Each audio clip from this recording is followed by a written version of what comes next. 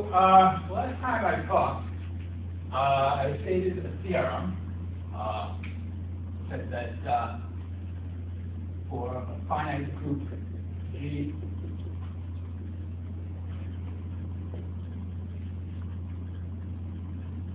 that basically the theorem says that G equivariant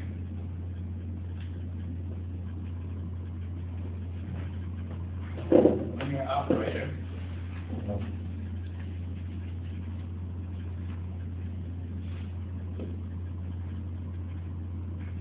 between permutation representations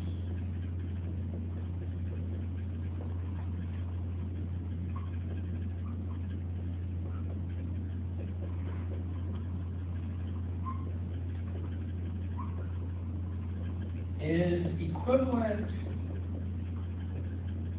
to the concept of the G orbit on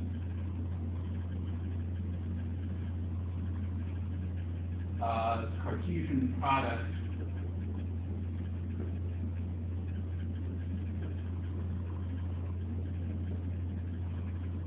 of G sets.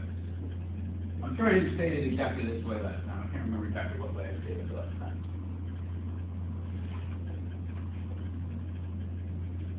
But this is the theorem that I was stating. And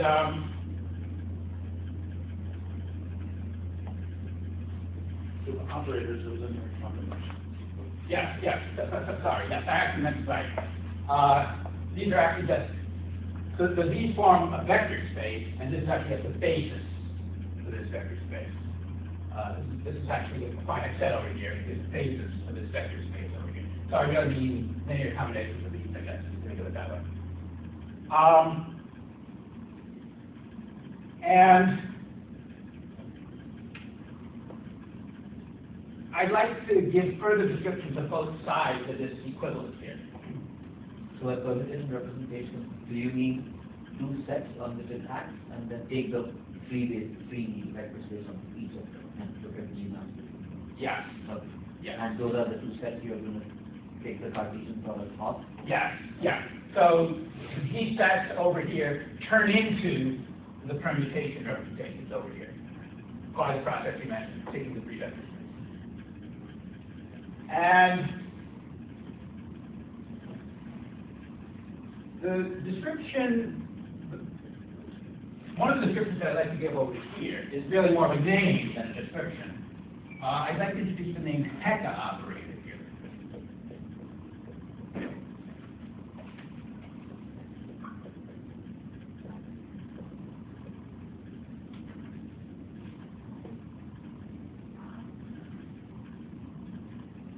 And this will be our initial tentative definition of what a Heka operator is. It's an equivariant linear operator between permutation representations.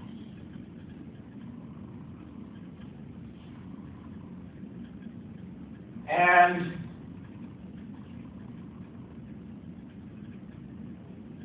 just introducing a name, of course, doesn't sound like it should really teach you that much.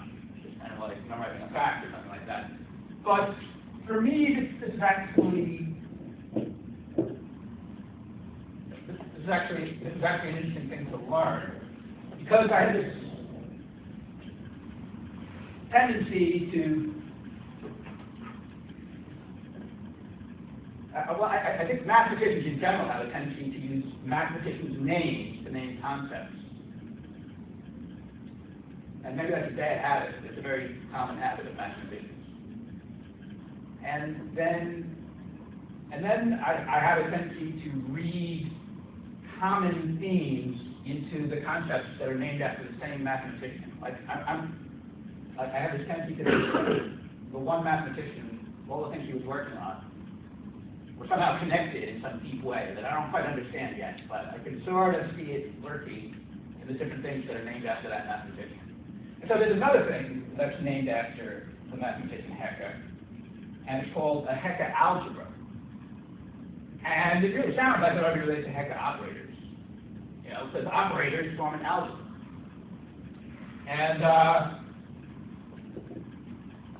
And for a long time I was very confused about whether there was really a relationship between Heka operators and Heka algebras. And in some sense, all the stuff that I'm trying to talk about in this seminar is sort of fallout from exploring that idea, the relationship between Heka operators that I read about and Heka algebras that I read about.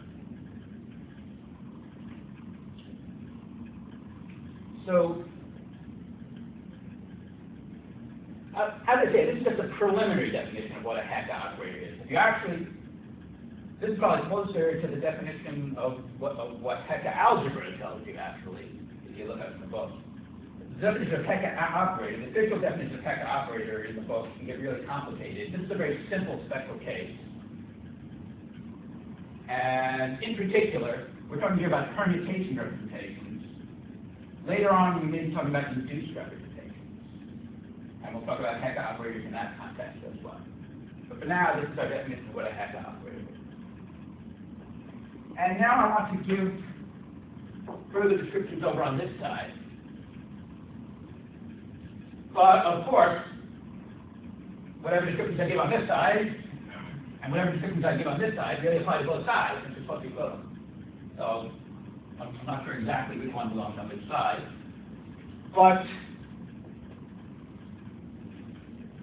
this idea of a G orbit on the Cartesian product of G sets,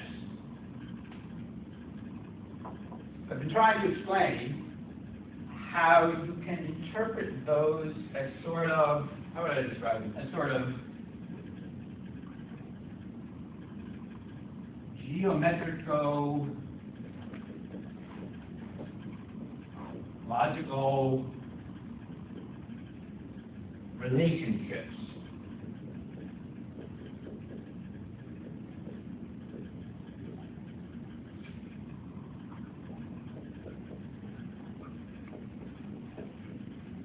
Between, I'll say between types of geometric figures. That's green line of depth. Line of depth.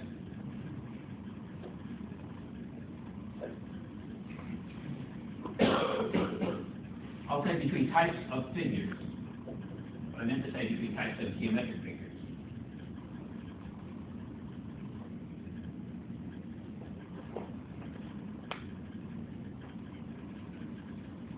So I've already tried to give ideas and hints about what I mean by this, but I'll try to give more ideas about it today. And I'll also try to give lots of examples today.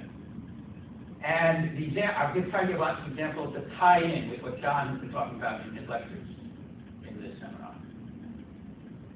He's been talking a lot about things like flags on sets and flags on vector spaces over finite fields and things like that. And those flags can be thought of as types of geometric figures, and we'll be getting into that here.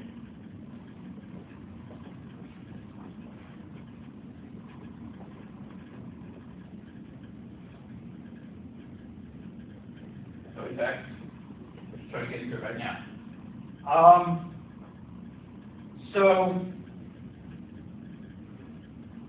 we're going to talk about what Jonathan talked about the flags, and we're going to try and fit it into this context that I'm describing over here. And we need to identify what the G is in the context where John's talking, and we need to identify what is the G set. So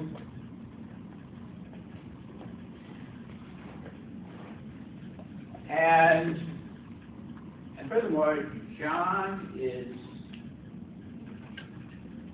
talking about several different contexts simultaneously. He's talking about flags on sets and flags on vector spaces over the field F sub Q, and flags on vector spaces over field F sub Q prime, where Q prime is a different thing from Q, different prime.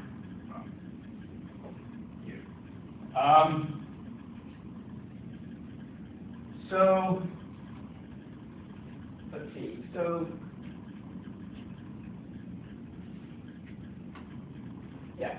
So I think what we should have here is have G.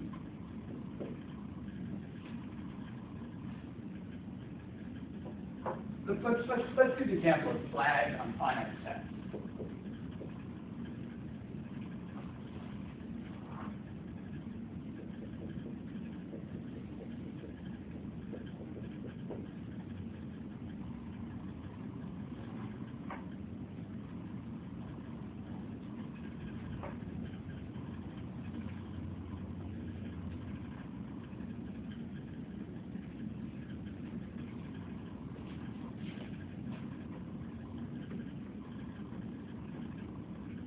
I'm sorry, I want to make a big example first.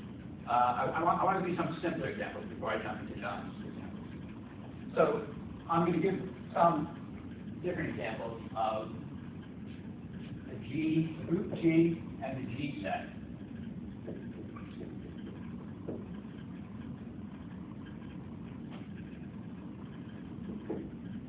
So let's take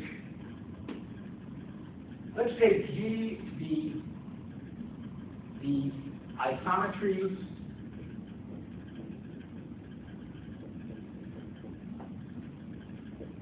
of a cube. So isometries, that just means distance preserving maps. So we have a cube. And what is its symmetry group like? So for example, what is its isometry group like? So for example, how many elements are there in the isometry group? So you can take the first vertex and move it to any, I'm doing it badly. You can take first vertex and move it to any of 8 vertices. That doesn't completely nail it down because there's still 3 ways you could have done that. Just rotating around the corner for 3. So you get 24. Okay, but I said isometry. That didn't simply say that. Oh, it didn't need to be 6. Right. Yeah, so it could be. So does that Didn't need to mean be oriented. we can throw in reflections too? Say that again? You can throw in reflections too, right? Yes, that's right. So Don was somehow thinking that it has to come to a form in physical space, but it doesn't, because that's the abstract isometry. So I guess there's actually 48 elements in the isometry group. And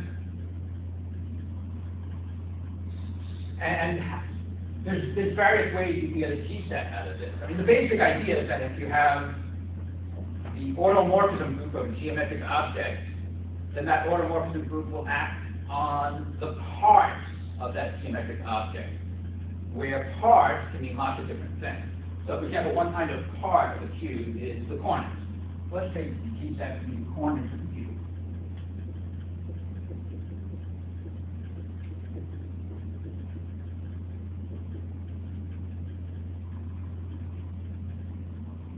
And listen, and we're actually interested in having a pair of key sets. So I guess, yeah, at first I was going to think I'd use the same key set twice, but actually we have lots of other key sets that are nice to work with. And we'll use another one of those, and then we'll look at the operators from one of these key sets to the other key sets. So let's take another one to be the edges of the cube.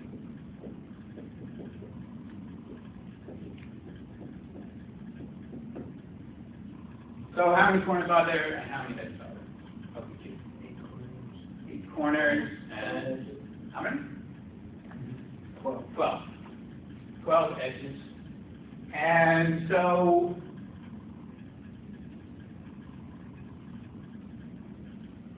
divide 48. Both divide 48. Because that comes out the translation. Right. Perhaps it's worth remarking that if you look at the stabilizer group of a particular corner or a particular edge, then the size of that stabilizer subgroup of the isometry group is that ratio between the size of the group and the number of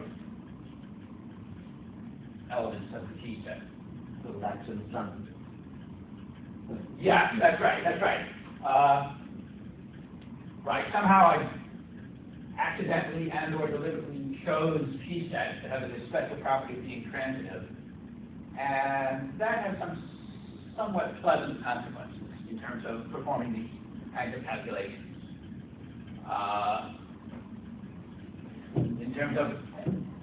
In terms of understanding what the geometrico-logical relationships are between the corners and the edges.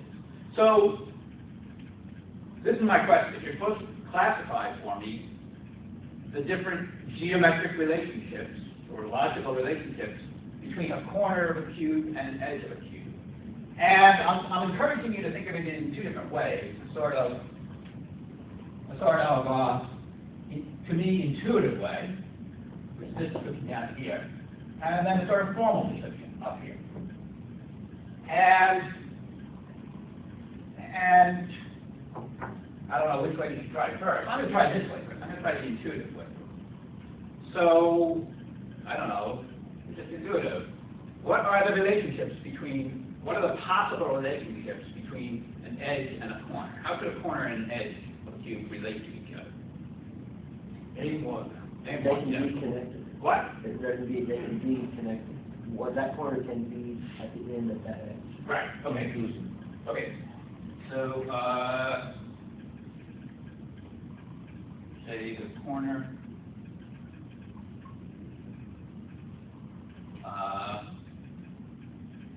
Lies on, that's what you put. lies on, or lies at end of it.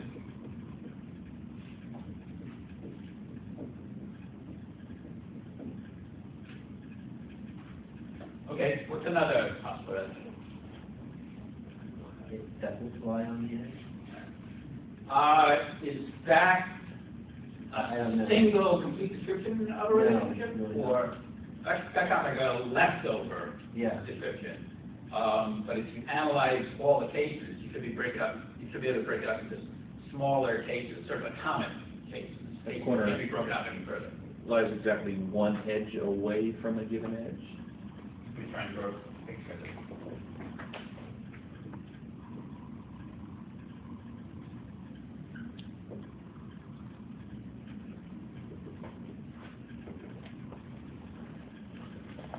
So, let's say that's our corner. And so what do you mean? You mean like this edge over here? Yeah. Okay. Maybe both the corner and the edge lie in the same space. Yeah. In fact, right, okay, now I think I like, now seeing how this works out, I think I like another description. I say the corner lies on edge. And the second one is corner and edge lie on face.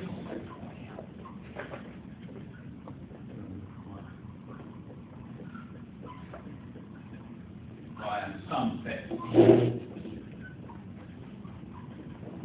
This word "some" here is actually an existential quantifier.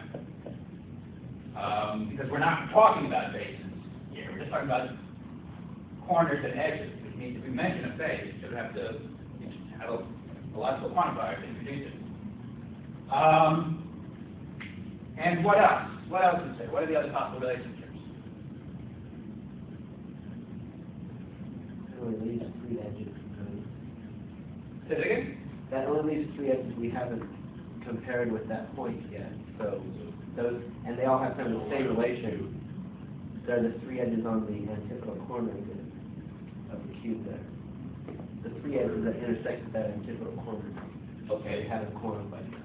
So, what's our description? We could just say, yeah, a corner and edge lie on the same cube. I guess I'll use a sort of really lazy description. I'll say it's generic. This is what was called and no better. Better, yeah. I'm not even sure if this is a really good description in this context. John doesn't like this description at all. All right. The problem is there's just as few generic ones as the best possible ones. So it doesn't sound very generic. Yeah, and more of the ones in the middle are the 6 of those, 3, 6, and 3. So, okay, the generic seems a bad description in this case. So sort of very far away though. It's, okay, I guess we'll just say corner, negative, lie on same cube. In the algebra, they all have different eigenvalues for regular. What's that? Regular. Just a regular guy.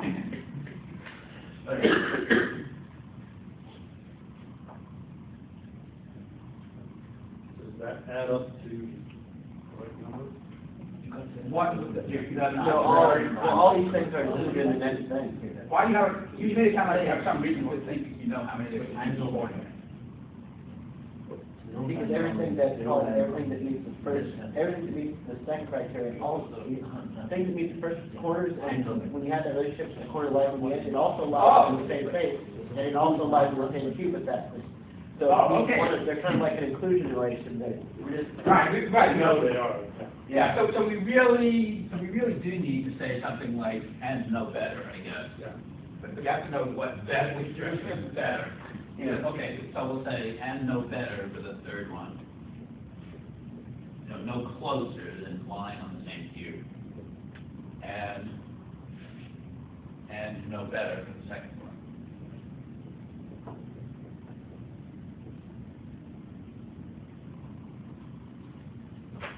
Then they have the Yes, yes, that's right.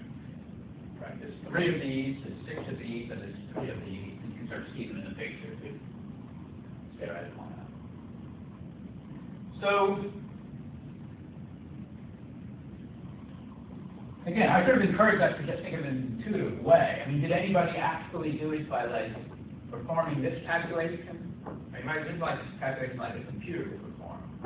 Anybody actually do it this way? So there's something going on here, which is that for some mysterious reason, this kind of calculation is very congenial for humans to perform in an intuitive way. You very often don't have to think about it very formally. You can very often get a very intuitive idea for how this classification works. And there's something going on there. It's like some prearranged harmony between the way the human mind works and the way group theory works. We take advantage of that. What? At least in this case, the symmetry group is the all, well, the symmetry is Euclidean space we're all sort of used to. So I think we're all sort of used to figuring out what's invariantly true about a situation. Yeah. Under that group action. But on the other hand, let's remember that there's a very strong tendency, formally, but also intuitively, on which group, exactly which group of symmetry. So let's check. I don't know if it's going to give any interesting difference in this case, but let's check what happens if we do use a slightly different group. So let's use not just the isometries, but let's use the orientations preserving isometries. And let's check and see if we get any different answer in this case. So if we get any different answer in this case. So you're saying if you pick out a favorite isometry on your cube, that gives you an opportunity to try to classify things more finely. Because you can talk about, sort of use the right-hand rule or whatever to sort of. So is there? Instead of favorite isometry, I think you meant favorite orientation. I'm sorry. Favorite orientation. That's what I meant. Use favorite orientation. With the orientation preserving group, of course, you're going to preserve the cyclic orderings of the vertices, right? But what do you mean by cyclic order? Well, like The cyclic order of the 3 vertices next to a given one is preserved. Right. Okay. At a corner. But I don't think that actually does much for you, right? Yeah, I don't really see. Somehow the fact that a corner is like too small to have very much like what's that word? Handedness? Well, there's a fancy word that says Chirality. chirality. Yeah. Somehow the corner is too small to have much chirality to it. So maybe this doesn't change the calculation in space. Well, we can try other versions of this. Again, we can try faces and we try edges and edges.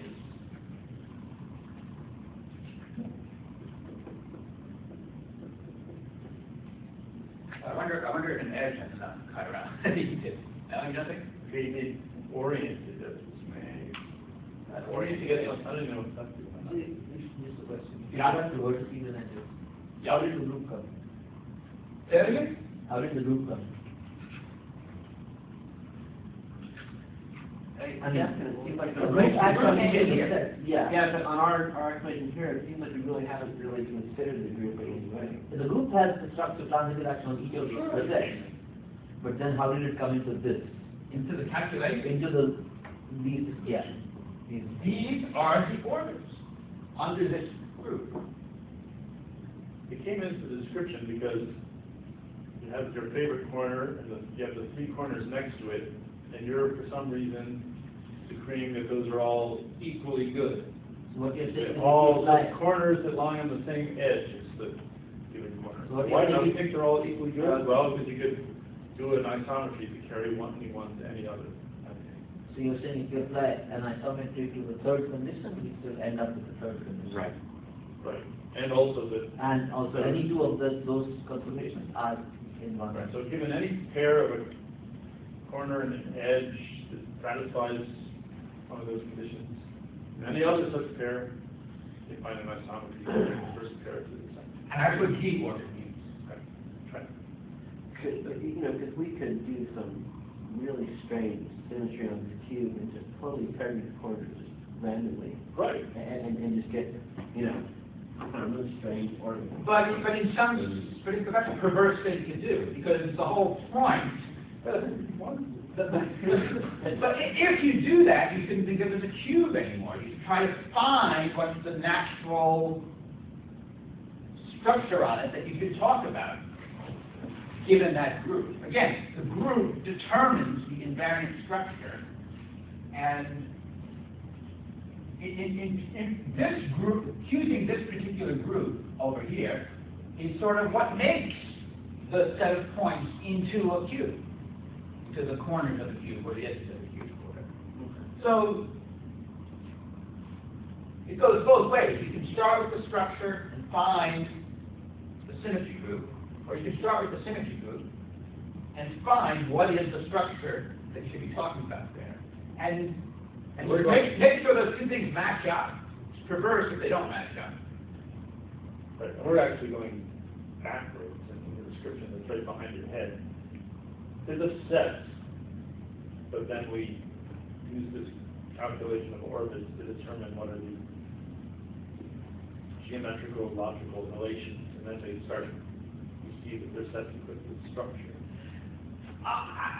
Maybe I'll take your word for that. I mean, I also have the feeling that I can't even tell which way I'm going. I'm just so used to identifying the group. Like we had this G set, and you said it was a cube, but what made it a cube is the fact that you said the symmetry group is the isometry group, which we know and we understand Euclidean three-dimensional space, and the isometry is there. So I guess I think what he's saying is really we have this group of G sets, and the geometric representation really is a result of how we define it. Is that? Yeah, that's right. So you could just say, I'm starting out with G being the following 48 element group acting on the following 8 element set and the following 12 element set. Yeah. You grind out the G orbits in the Cartesian product, and those are the relations between the first kind of thing and the second kind of thing. And then in some flash of genius, I guess, you realize, hey, it's the cube. Yeah. I don't know how you mechanize it. Right. But you can try and destroy the human ability to use like intuition by, by making it a perverse calculation like that. But even if you put somebody in that sort of situation, then yes, they can struggle back and find, discover what's the invariant structure and discover that, aha, this is really the cube. And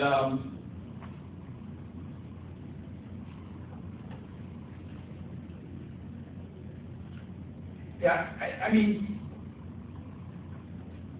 if one of the ways to tell whether you're doing group theory the right way is if you just do find this harmony between the group action described in some formal way, and the intuition that you have about what the structure is. If you don't have those matching together, then you're doing something wrong. You're not exploiting the sort of magic ability of the human mind to do group theory. I have a question. Yeah. So I think that the previous comment was something like, the cube is completely determined by this group that you're fixing, right? But there's more. It seems to be determined by the group you're fixing and then these two G sets you're fixing. I'm not sure I completely understand the question. I mean, Well, I'm imagining that this actual cube over here. I think he's right. Okay, but let me, I guess I should finish my question. How do you reconcile that with the conclusion we came to just a few minutes ago, which seemed to be that even if we switch to the orientation preserving isometries, then we still have the same thing? Well, I mean, so I would like to find an example where it does change. I mean, I think it was just perhaps an unfortunate thing in this case that we didn't get a difference. I mean, those two groups are very closely related. Maybe there really are two things. There's a cube, and then there's an oriented cube. Yeah, Or- yeah, right. You should sort of think of those two different things. Or even more, maybe that isometry cube was more than we needed to describe the cube. Maybe some smaller subgroup of that was actually enough to say the cube. And this is just giving, well, we got these other symmetries that also work, but that doesn't create any structure. Can be true, because he is Well, also they always saying, symmetries destroy something, they don't create. Right. Right. There's this so opposite relationship between symmetries and structure. So we More could- symmetries, less structure. Vice versa. Yeah, go ahead. So we could use the orientation preserving symmetries of the cube and use oriented faces, faces with a little spirally arrow drawn on it. It's either right hand or left hand. And that would be, you can even, yeah, then you get different things, depending on whether you consider all the symmetries or just the orientation. and there must be something more, if we just use lesser number of elements, maybe that's something, orientation of the cube. Sure, you can do all sorts of things. You can take your figures to be orientations of the cube, of which there is two. That's a funny kind of figure, but This it's is fun. like, the cube travel circle on the center of the face. So, so let's remember that we're not just interested in these things as these geometric relationships. We're also interested in them as these equivariant linear operators. So,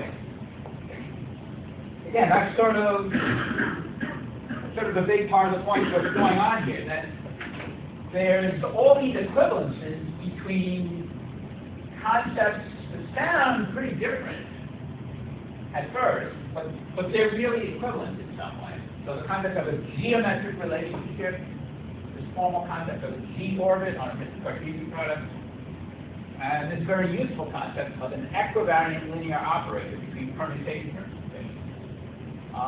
Again, it's impressive that these very different sounding things turn out to be the same, and you can really exploit that.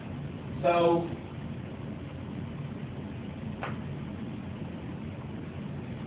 well, in fact, let's think about some of the interesting things you can do with operators. So, some of the interesting things you can do with operators is you can compose them, right? Now, if you can compose operators, it actually makes you ask about what that corresponds to over in this world, let's say over in this world over here. Does that suggest any ideas about how composition of linear operators over here relates to the idea of interpreting the operators as geometric relationships? Well, I mean, so in a way, it has to do with the idea. It has to do with the idea that you can sort of compose geometric relationships as well. So,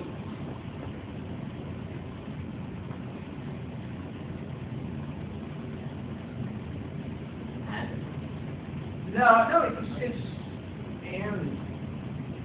takes two different relations between x and y and gives you another relation between x and y, where x and y are two sets. Composition takes a relation between x and y and a relation between y and z and gives you a relation between x and z. So like we can have a relationship between corners and edges, like the relationship that the corner lies on the edge. And you have a relationship between edges and faces, like the edge lies on the face. And then you can transitively sort of glue those relations together, right? Yeah, yeah. And I guess in this case you would get that the corner lies on the face. Or it does. What? Or it doesn't. Not necessarily.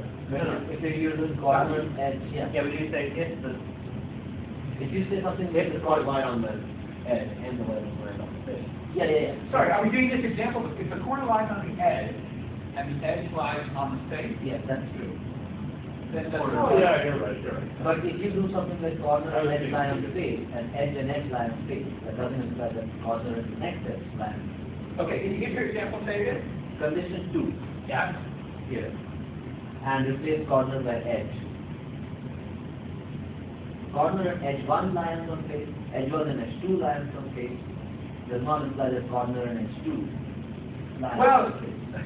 Well, the problem with that is that for two edges to lie on the same face, that's not an atomic relationship. There's more than one way that two edges can lie on the same face. I know that. I mean, you're getting into interesting questions here, but I want a slightly better example, because I want to work with these atomic relationships. Can't be analyzed any further, can't be broken up any further. So, yeah, I mean, we just mentioned an example here, where it sort of seems like we have an atomic relationship. Corner lies on edge, and we compose that with another atomic relationship. Edge lies on face. And the result in this case ended up being an atomic relationship between corner and face, namely corner lies on face. But that doesn't always happen. It can very often happen that when you compose two atomic relationships, the resulting relationship is no longer atomic. In order to be sort of indeterminism in the result. And we need an example of that. So how do you get an example of that? Is there an example that we can hook up here?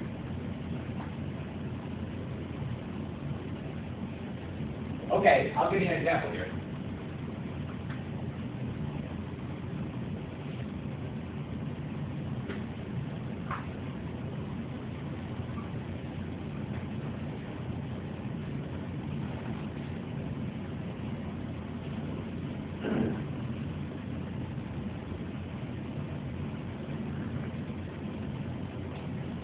We're going to consider what happens when you compose here.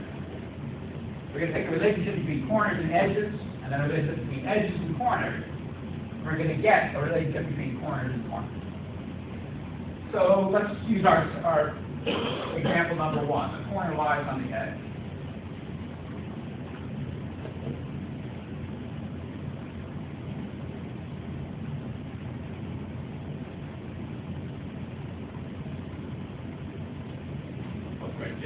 I'm forgetting what's my forgetting.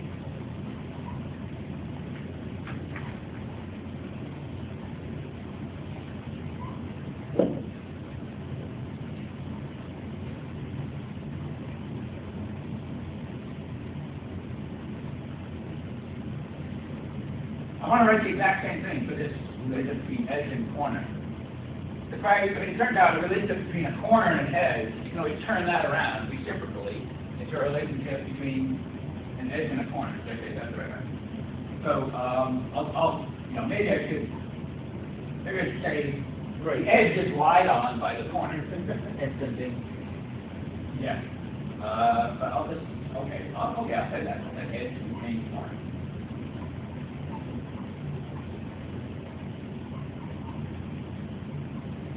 And now what's the result of combining these relationships? What's the relationship between the corner and the corner? So let's call the corner X and the edge Y. And then this other corner we'll call it Z. And we're trying to figure out what's the relationship between X and Z. What? Corner line on corner or corner line? So there is the same or? Okay, yeah, so right, so there's two possibilities. Either corner X equals corner Z, or corner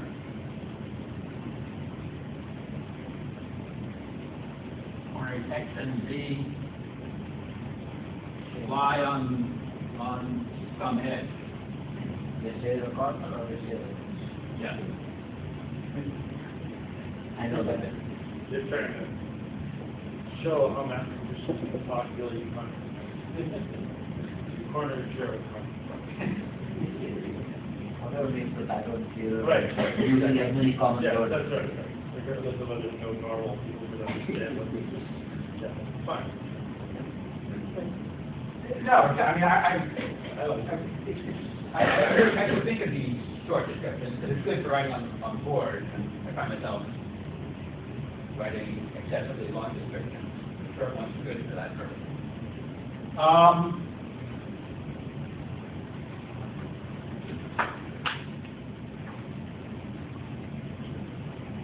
So proposing two orbits doesn't need to be a real orbit. We call these things right, I mean, you should be able to. orbits, not even calling them atomic. Yeah.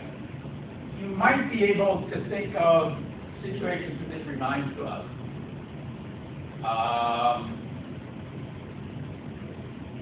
Sometimes you have an algebra that has a basis. Well, in fact, that's the situation here. We have an algebra that has a basis. And you compose two basis elements, and you don't get a basis element anymore. You multiply two basis elements together, and you don't get a basis element anymore in your algebra. That happens a lot of times when you have a basis for an algebra. And it's happening here.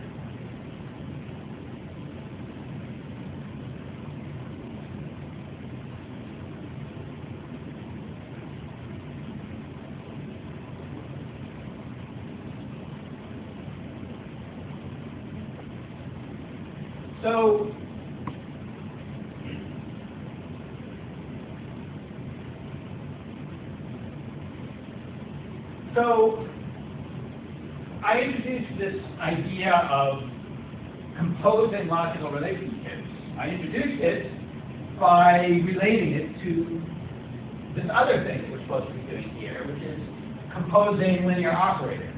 So in other words, once again, I'm claiming we're talking about several different related things at the same time. We're talking about composing linear operators together, composing equivariant linear operators together. And that has a sort of geometric interpretation in terms of composing geometric relationships together. And in some sense, those are almost the same concept under this geometric interpretation of the equivariant linear operators. But there are subtle differences that you have to worry about. So over here, where we're just sort of talking about how you compose the logical or the geometric relationships, we're not really thinking in a very quantitative way. We're not like writing down numerical coefficients. Whereas, if you write down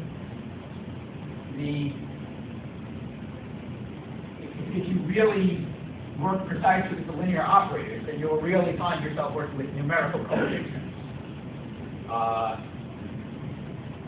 You can describe linear operators by matrices, and the matrices are made out of numbers. And we're not talking very explicitly about the numbers here. So far, the numbers are just either 0 or 1. It's either true or it's not true, and you're related. Yeah, you try to think of it that way. If we're doing this logic here, we're using true and false. And true and false are somehow analogous to 0 and 1. But they're analogous in a funny way, because, for example, 1 plus 1 is 1. well, yeah, what do you mean by plus? See, I mean, I guess I'm giving it away right here. This 4 here is really a kind of plus.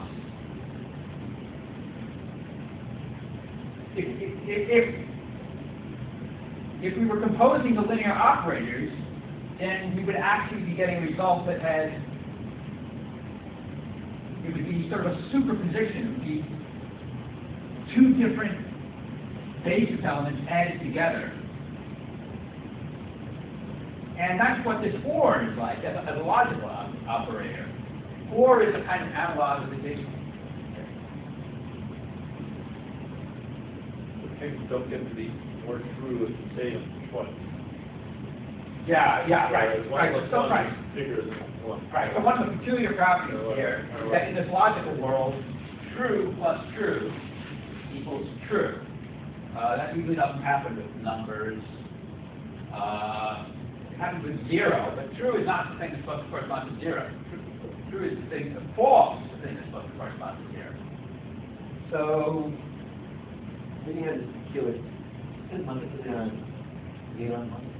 Sorry? well, we don't want that because we want, it's plus only 1 and 0 plus 1 and 1. We want to talk about. It's more than multiplication. well, okay, so 0 and 1. so people seem to be talking, I'm halfway attaching that people seem to be talking about the idea of trying to interpret the algebra of truth values and logical operations on truth values. People seem to be trying to interpret it as some weird kind of linear algebra. And yeah, that's what you're supposed to do. But there are subtleties to it that we may have to try to understand at some point. But perhaps I could say that in some sense what's going on here, I'm tempted to say that it's a sort of contrast between the classical and the quantum.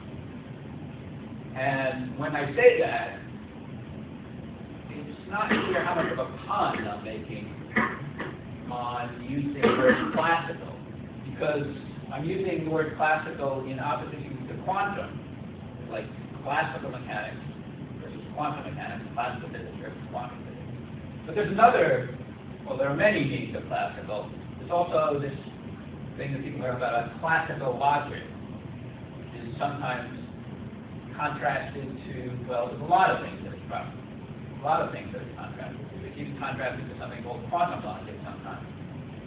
But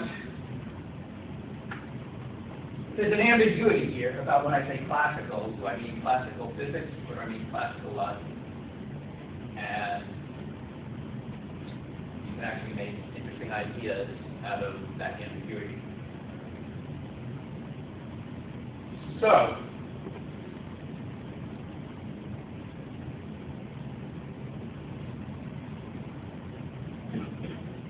I wish I did have some other ready examples where we could play play around a little bit more with this kind of thing, and perhaps see some instances where the answers change as the group changes. But I don't really have any ready examples at the moment. So the next example that I'll do will be the examples that John has been implicitly talking about. And we have to decide what G we're using and what G set we're using. So let's try to figure it out.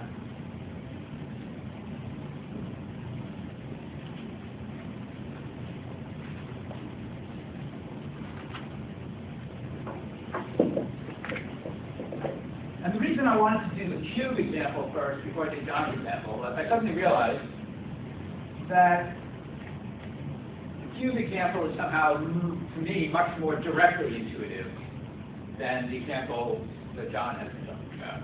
Once you get into thinking about it, how the flag examples work, it can seem pretty intuitive.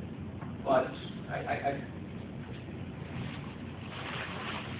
for myself, I found that it was easier to think about as a very visual geometric example like the cube first. So,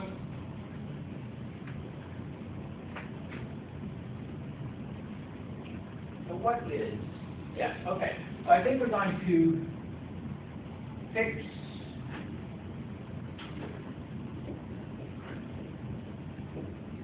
a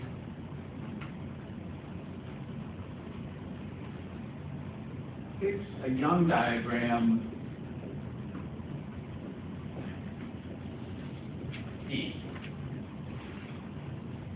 I'll fix it right now.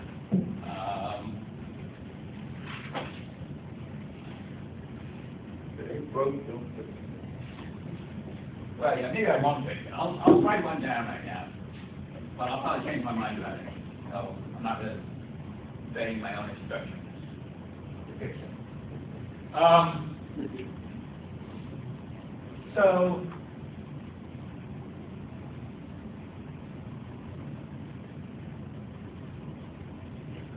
this has 3 boxes.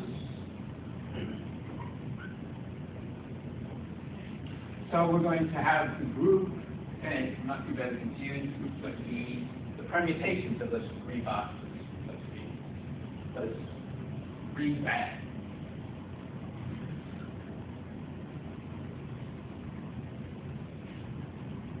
And the G set is going to be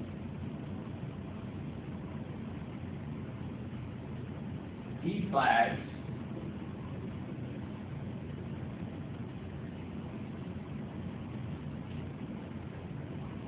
on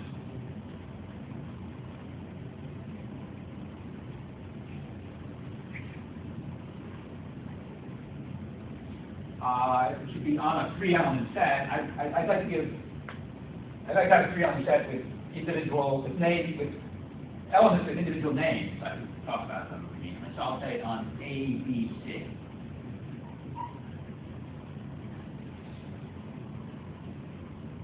Well, but if I say that,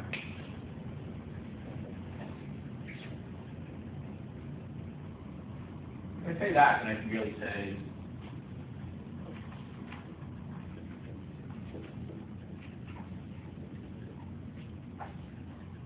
ABC then. So it's specifically the permutations of this 3-element set, just so that it's clear how the group acts on the set. Well, so first of all, it's clear how the group acts on the 3-element set ABC itself. But then there's this general idea that once you know how a group acts on a set, you can intuitively figure out how the group also acts on things that are sort of associated to that set. And in this case, D flags are something that are associated to this set.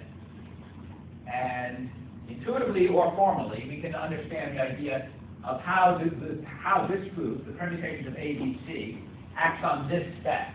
So let's see. First of all, it might help if we can figure out. Oh, okay.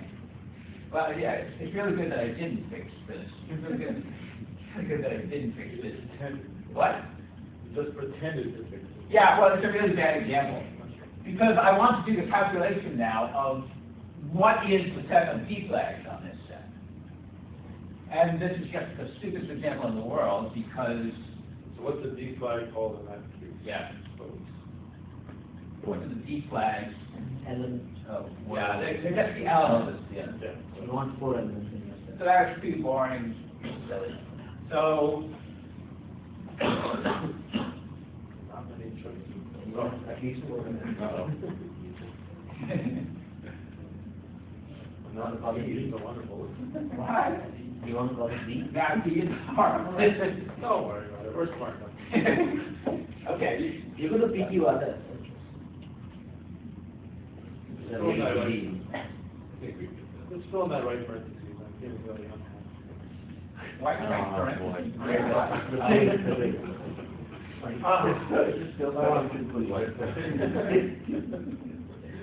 Okay. So,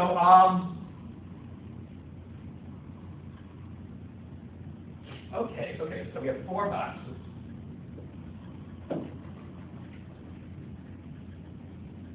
And this, yeah, this is actually an interesting example to use, now that I think about it.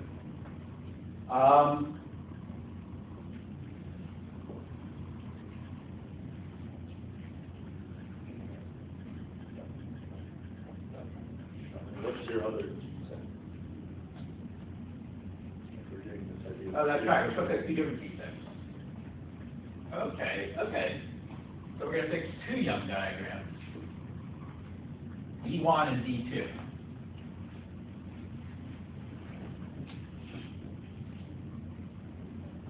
And this is going to be D1. This is going to be D2.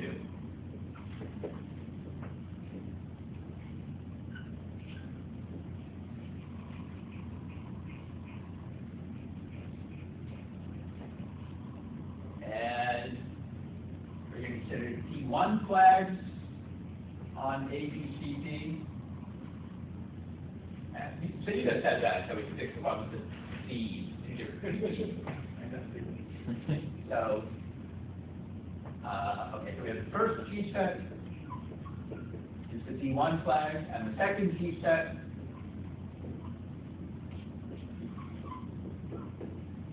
equals the D2 flag.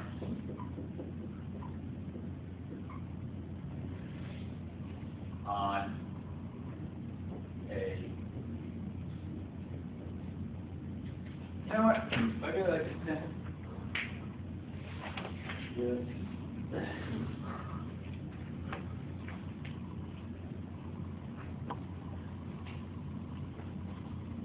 Great. There's something I don't like about it. It's understands the example slightly. Understands the example very slightly.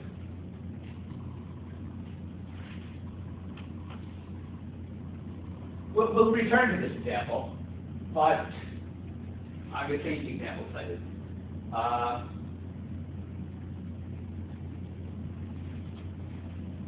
I'm going to have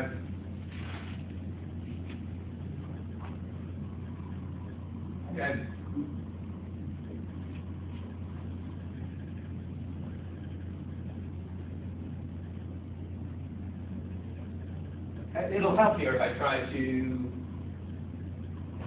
agree with what you talked about.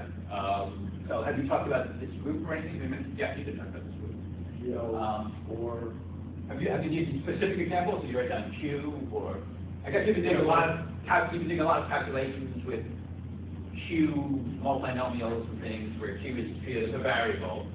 You don't usually bother to fix it at a particular prime or anything like that. So perhaps I just say F sub Q. That's not very right. It has a right. We put a number first. Okay. yeah. So I'll put 4. F sub Q.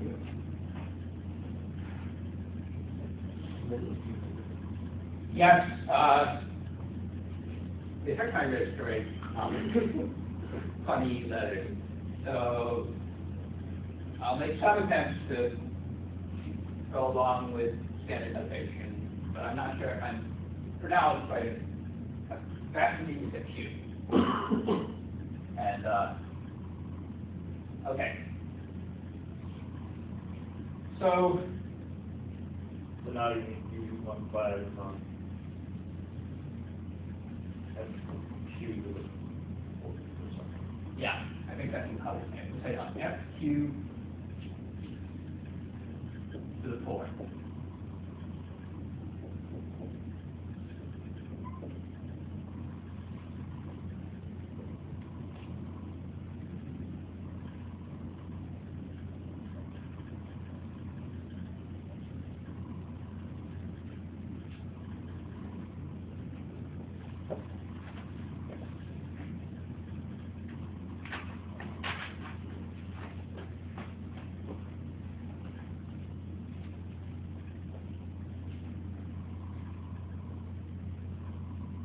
Yeah, I'm really glad I didn't do this example at the very first step. I'm trying to figure out whether this example still really lies in the intuition zone, where you can sort of just use the magic human ability to just discover relationships. And I guess whether or not this example is really in the intuition zone depends on how much experience you've had, I guess, with fooling around with this subject, this subject of the geometry of vector spaces, and in particular of so-called flags in vector spaces.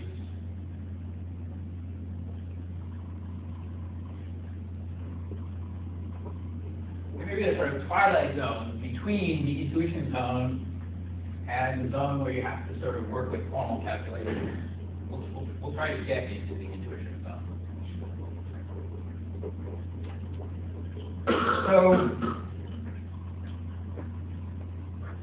Okay, so let me see if the question is actually specified now, and we can actually try and answer it. I guess the question is now fully specified. We just have to try to understand what the hell it's asking us and figure out the answer. So, I guess we should start by asking what is, we'll try to develop an intuition for what a D1 flag is and have also what a D2 flag is. So, and again, if I had been listening really carefully to everything John's been saying in the previous lecture, I probably have a better idea of what to say here. That's good, they were making. Oh, okay. It's the D1 flag after you say. Right, we were talking about this example of the talking after the lecture. Okay, so yeah, it's hard for us, right? We've been cheating by meeting outside of class. I'm trying to remember whether this is actually recorded on the recorded lecture. So can anybody describe, somehow make this concept of a D1 flag on this four-dimensional vector space? Can you make it as intuitive as possible? That should be just two-dimensional subspace. Yes, exactly. That's a plane. So how does this notation, how do your diagrams work in describing flags? Like the first row is telling you the size of the first vector space in the list of vectors, the first subspace in the list of subspaces. And then the second row tells you how much you enlarge it by to get the next one. And you keep on enlarging. So in this case, you start with a two-dimensional subspace, and then the very next step you enlarge it to include everything. So really the only thing that's worried about is what's that first two-dimensional subspace. Okay, that helps me. So we're trying to understand how two-dimensional subspaces can relate to these things. So can anybody say anything about what these things are? A point on a line, space. Okay, so now it sounds like you're exploiting some intuition that you have that I'm not sure, have we introduced this idea at all? Yeah, it is like this, you know, I was paying attention the other day. So, let's say it again. So, okay, so one thing that seems to be happening here is that we seem to be,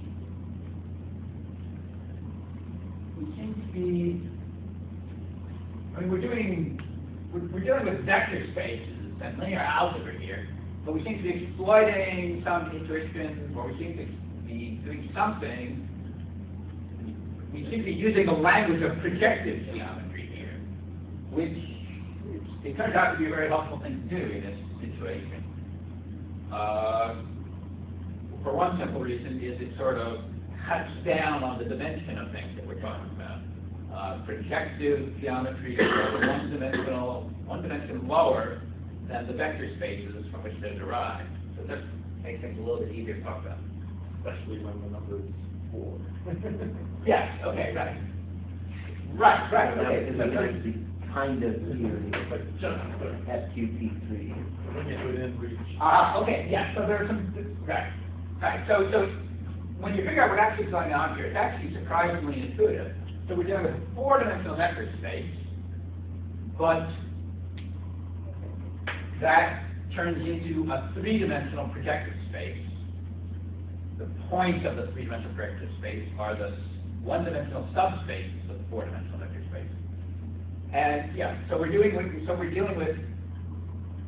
a projective 3-dimensional space, and that's good because we live in a 3-dimensional space.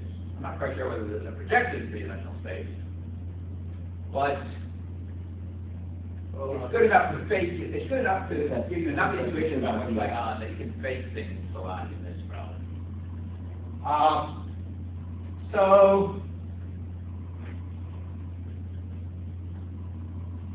Okay, so in language of linear algebra, in language of vector space, we said this was a two-dimensional subspace. But now people seem to be naturally turning to language of projective geometry. So what do you say this thing is in the language of, what do you say these things are in the language of projective geometry? Line, right. So this, we're really talking about the concept of line in projective geometry.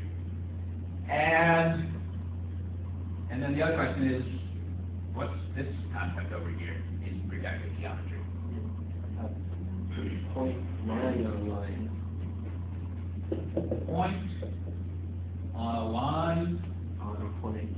which is in turn on a plane.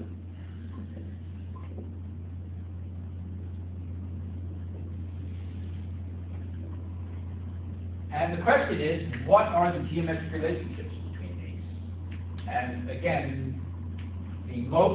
part of the motivation for asking and trying to answer this question is that it will tell us about the equivariant linear operators between some representations of the group. So, yes? One question about this. When you, at the very beginning, completely different from this example. Over here, yeah. Yeah, when you said permutation representation, so it's three spaces on a set. Yes. Is G supposed to act transitively on each of those sets? Because in all these examples we've taken, G does act transitively on every one of those. I'm being sloppy about that. It's not absolutely necessary. So in this correspondence, not this. It's not necessary. That's right. They have any G sets with Right. Okay. So he's pointing out that all your examples so far, this one or the previous one, have all been transitive actions. yeah, that's right. He's pointing out that I've been claiming that we're talking about G sets, and all the examples that I need to talk about suspiciously involve G sets that are transitive. And that's just the convenience. It just turned out to be, the transitive G sets are often good for focusing your interest on what's going on. You know, if a transitive G set is one single orbit, and very often what's going on in separate orbits is independent. So it's often helpful when you're trying to understand things about G sets. It's often helpful to consider the special case of a transitive G set first. So what you're saying is, for instance, that those orbits are split up into orbits involving this transitive, products of transitive G sets. And those permutation representations should really be decomposed into orbits, sums for orbits, and then you look at it. yeah, perhaps I should say it this way, that we've already seen that when you study the geometric relationships between things, that it's helpful to break them down, analyze them into as small pieces as possible. Atoms, atomic things, can't be broken down any further. And that's a helpful thing to do with the relationships between things. But it's also a helpful thing to do with the basic types themselves. The G sets. The basic. Yeah. Yeah. So the transitive G sets are, in some sense, the atomic G sets, the ones that can't be split up any further. So it's helpful in that context as well to focus interest on the atomic things, the things that can't be split up any further. Technically, atomic is the wrong word to use now. We split atom a long time ago. Yes. But okay, but what does atom mean? But I think it's pretty clear that it means unsplit. So in fact, we're idiots for still calling them atoms. I mean,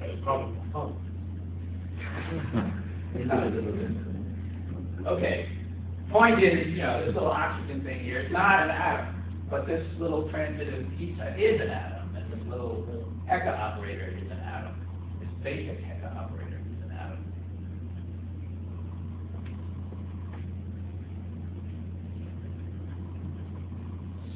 So, Maybe you should just make people do a couple, guess a couple. yeah, we'll, so how can a line, let's call,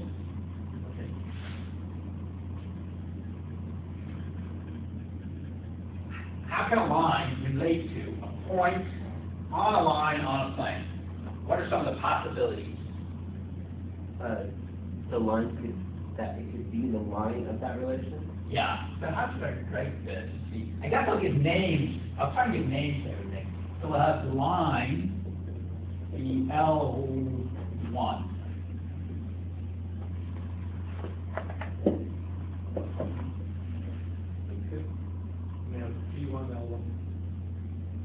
So P1 is P2, L2, that's not so fun. Why did they make point plane start with? I'm going to have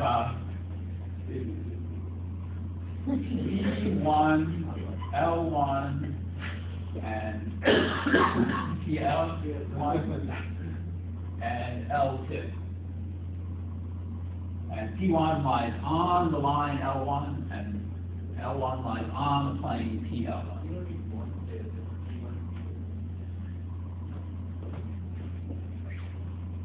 What do you say? I don't need one? You don't need the one. Well, okay, but there's two lines. I'll call it L prime. Okay. So the first suggestion, I think, was where is this? This is like this. That's the frame. So the first suggestion was that the line over here is the line over here. So they're saying L prime equals L. In some sense, that's the best relationship that you can have. What does best mean here? Well, we haven't said it. I'm just in some vague intuitive sense, it's the best relationship. But maybe later on we'll find out how to make that actually mean something. Any other possibilities for how L prime? How about L prime lies on PL, but no better? L prime It's a different line on that same plane. Say it again. L prime It lies on PL. lies on PL. But L prime is not equal to L. But there's a couple of those. And no better. I guess, yeah. We've been sort of trying to encourage people to exploit this idea of and no better. Yeah. It sort of shortens the verbiage. But like, you know, said you could have L prime on that plane, could contain the point or not contain the point. So we have more than one possibility. Yeah, so one is better than the other. Yeah. P lies on L prime lies on. Oh, so that's the best we can do, just on the plane then. Yeah. I guess better means more coincidence. No, P that's the L best prime. relationship we could give Say it. that again? P belongs to L prime belongs to. We can't also say it contains the At point, I or think you also want say to it's start the with line. symbol, so it belongs. What do you want? You want me to shorten? Yes, to belong to it's an element of the set, Oh, or subset of, if you want. we use that, does that make sense? Yeah, you go. Maybe if I use Yeah, sure. contain. And then how about P less equals L prime as well? Is that strong? This is another one? No, I was thinking of it No, in particular order. expand condition two. So, Well, I mean, condition two by itself is already an answer. so there's a stronger one, right? P belongs to L. Right. Yeah. You could put it- Or if you wanted to- So I put that under If three. we wanted to order them in some way, yeah, but. He's trying to listen in order of goodness. I'm not sure I am trying to listen in order to. Okay. But, I was trying to do that. oh, he's trying to. Yeah, because he did that over coffee. You have to flip to a three at some point. Okay, so I think that's what he's saying is that. Oh, lies on L prime. Yeah. okay, I didn't understand what he was doing. Now I like what he's doing. Okay. It's So just- instead of and no better, we're going to try Make it better. better. Yeah, and better. You can write it in that same line. P less equals L prime less equals PL. Oh, you're really trying. Yeah. You're saving so much That's why I don't want to. He's being a mathematician, he's trying to shorthand.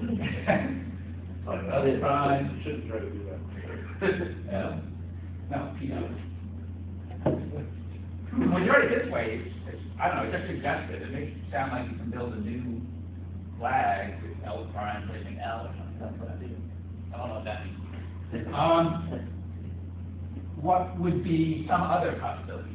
Well, the one we said that L prime is on PL, but it doesn't contain the point. Yeah, this actually consists of two parts, two constraints that are both required to apply. You can take either one of those constraints. I think there's three parts, and no better should be written as well, because L prime is not equal to L. Right. I think and no better should become unspoken. Even that's an ampersand. So- And 3 would be, in fact, I'll say 3A and 3B. Because somehow they're equally bad or equally good. And they're the two parts of number 2.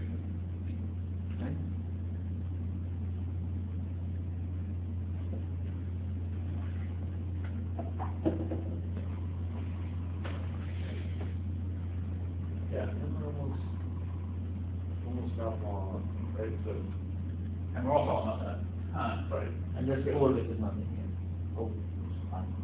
5 is and no better.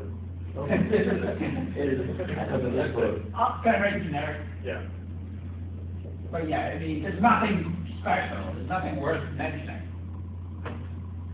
So 4 like. Or the line. Yeah, and no better, it can also be said, it says, and there's nothing else to report. There's nothing else worth saying. Working the line is next line, but not. Sorry, Say it again? just say the good stuff. You don't need to say what's not good. Is 4 that the line intersects Yeah. the plane in exactly one point? That is not. Line is the line. Line intersects the line. The line always intersects the plane. So, I don't know how to say it. I'll say L touches L prime. Or I'll say L prime touches L. Yes. And we'll pretty much have to leave it here, but with the reminder that what we've done here, well, what we've done here is really cheap because we did a lot of this calculation outside of class. But what we're performing this classification in a very intuitive way, using some of our intuitive understanding of projective geometry. And if you didn't have any intuition about projective geometry before, hopefully you're getting some now.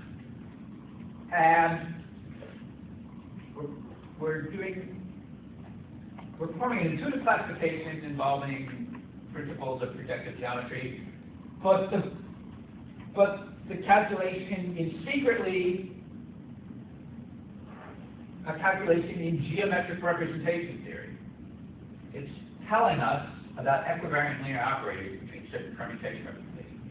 And those equivariant linear operators will be, I'm trying to convince us that they're very interesting things because they have this geometric interpretation. But on the other hand, they're very powerful tools in representation theory. I'll leave it at that.